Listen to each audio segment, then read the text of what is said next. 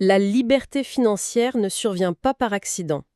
Elle est le résultat d'une planification délibérée et d'une discipline financière. C'est une citation de Brian Tracy et je trouve elle met vraiment le doigt sur un truc essentiel. On a souvent cette image de la richesse comme, je sais pas, un coup de chance, un héritage. Le ticket de loto, oui, ça casse tout de suite le mythe de l'argent qui tombe du ciel. En réalité, la plupart du temps, c'est une construction, une architecture. C'est ça, C'est bien moins spectaculaire, c'est sûr, mais c'est aussi beaucoup plus accessible en fait. exactement. Et c'est justement cette architecture qu'on explore aujourd'hui. On a mis la main sur un document qui aborde la liberté financière d'une manière assez poétique, on peut dire, avec la fable du sablier. Hmm. Notre mission, c'est pas juste de la raconter, c'est de la décortiquer, de voir ce qu'elle a dans le ventre pour en extraire des stratégies concrètes, quoi. J'aime bien l'idée. Une fable, par définition, c'est une simplification. Notre travail, ça va être de voir si cette simplification, elle résiste un peu à la complexité du monde réel.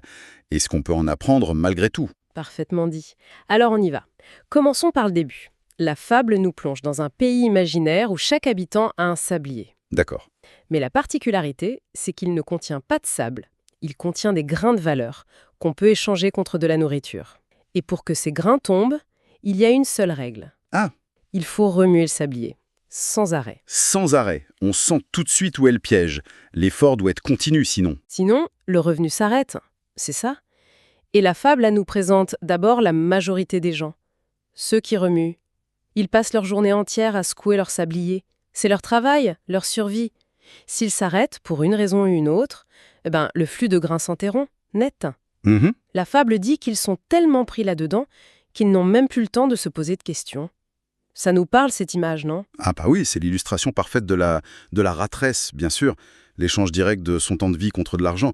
Mais je crois que la fable touche à quelque chose d'un peu plus profond. C'est-à-dire? Ce n'est pas tant une critique du travail en soi, je pense. C'est plus l'absence de propriété sur les fruits de ce travail. Un artisan passionné, par exemple, il remue son sablier avec plaisir, Bien sûr. mais s'il ne fait que vendre sa production au jour le jour, sans construire sa marque, son atelier, il reste dépendant de sa capacité à produire à l'instant T. Le vrai piège, il est là.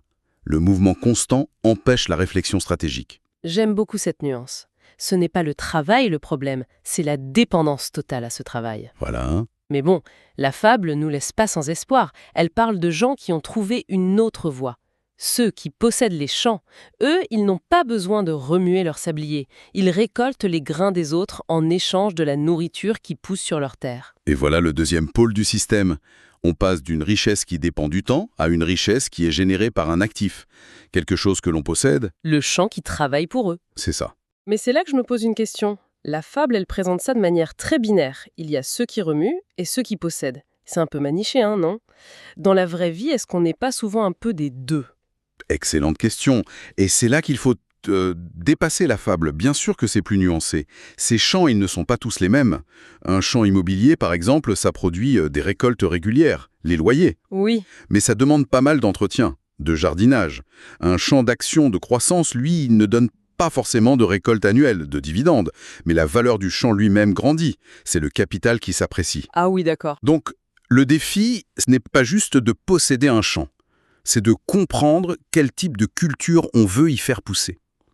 Et surtout, on peut commencer à cultiver son petit lopin de terre tout en continuant de remuer son sablier. C'est même comme ça que la plupart des gens commencent. Ok, ça me parle beaucoup plus. Et ça nous amène logiquement au troisième groupe, celui qui fait le lien entre ceux qui plantent. Hmm. Ils commencent comme tout le monde, en remuant leur sablier pour survivre. Mais ils font un choix différent. Malgré la fatigue, chaque jour, ils mettent de côté quelques grains. Pas pour les manger, mais pour les planter. C'est le cœur de la stratégie, ça. C'est le moment charnière.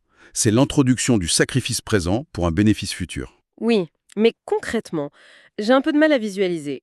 Comment on fait pour planter un grain quand on a à peine de quoi manger? C'est là que la fable me semble un peu idéaliste. Et vous avez raison de pointer cette difficulté. La fable la survole un peu. Planter ses grains, ça veut dire épargner et investir. Mais le vrai combat, au départ, il n'est pas financier.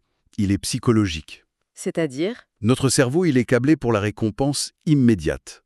Manger le grain tout de suite, avoir le plaisir maintenant. Mettre ce grain de côté pour le planter en espérant une récolte future et qui plus est incertaine, c'est un acte de rébellion contre notre propre biologie. Une rébellion contre sa propre biologie, j'aime beaucoup cette idée. La vraie discipline, elle n'est pas dans le portefeuille. Elle est neurologique. Il faut réussir à convaincre son cerveau que la gratification différée est supérieure à la gratification instantanée. Ça explique pourquoi c'est si dur, même quand on gagne bien sa vie. La fable continue en disant que le processus est lent, qu'il demande une discipline de fer. Au début, il se passe rien. On plante, on attend, on doute. Et puis, une petite pousse apparaît. Une première récolte, très modeste. Puis une deuxième. C'est la magie un peu ennuyeuse des intérêts composés. Ennuyeuse parce qu'au début, les résultats sont dérisoires. Ah oui, C'est pour ça que tant de gens abandonnent. On plante 100 grains, on en récolte 105. On se dit, tout ça pour ça, j'aurais mieux fait de les manger, quoi. Mais la fable a raison sur ce point. La croissance n'est pas linéaire, elle est exponentielle. Ces 105 grains, une fois replantés, en produiront plus que les 100 du départ. Et ainsi de suite. Le plus dur, c'est de traverser cette phase de démarrage où les efforts semblent disproportionnés par rapport aux résultats. productifs pour subvenir à leurs besoins. Le texte a cette très jolie formule « Ils auront racheté leur liberté un grain à la fois ». J'aime beaucoup cette phrase. Mais là encore, je voudrais qu'on aille plus loin. La fable, elle est un peu trop optimiste, non? Elle ne parle pas du tout des risques. Toutes les graines ne germent pas, si. Absolument pas.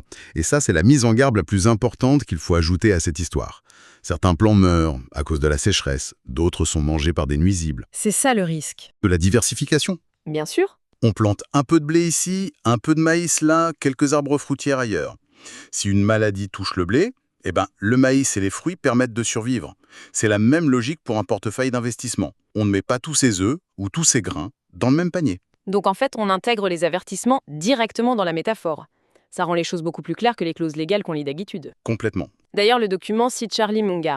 Prenez les idées là où elles sont, mais utilisez votre propre cerveau pour les assembler. Ça semble être la clé de tout ça. C'est la règle d'or. La fable donne une philosophie, un cap.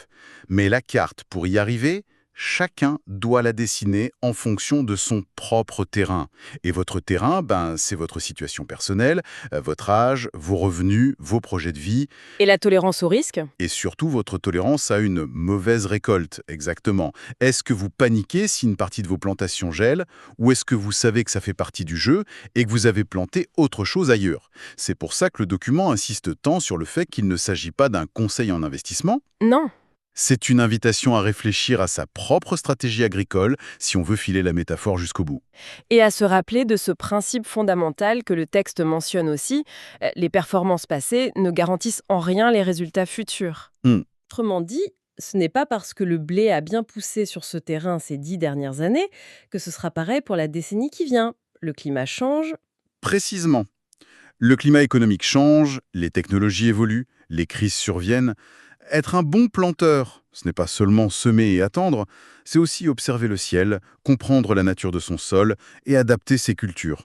Ça demande un apprentissage continu. J'aime bien cette vision. J'ai un ami qui compare son portefeuille à un jardin un peu bizarre. Il dit qu'il a planté des tomates, des actions stables, prévisibles, qui donnent des dividendes réguliers, et à côté, quelques piments fantômes. Des piments fantômes. Oui, des investissements bien plus risqués dans des startups technologiques. Il sait que les piments peuvent ne jamais pousser, voire brûler la parcelle. Mais le potentiel de gain est énorme. Et cette approche un peu ludique, ça l'a aidé à rester discipliné et à ne pas paniquer à la moindre intempérie. C'est une super image. Ça dédramatise complètement le sujet, en fait. Bon, si on essaye de synthétiser un peu notre exploration, on pourrait dire que la fable nous donne une grille de lecture en 3 temps pour construire sa liberté. C'est ça. Le premier temps, c'est la prise de conscience, le diagnostic. Est-ce que je ne fais que remuer le sablier? Si oui, mon revenu est actif, et donc il est vulnérable. D'accord. Deuxième temps, la vision, l'objectif. Je veux posséder des champs, c'est-à-dire détenir des actifs qui génèrent des revenus passifs décorrélés de mon temps.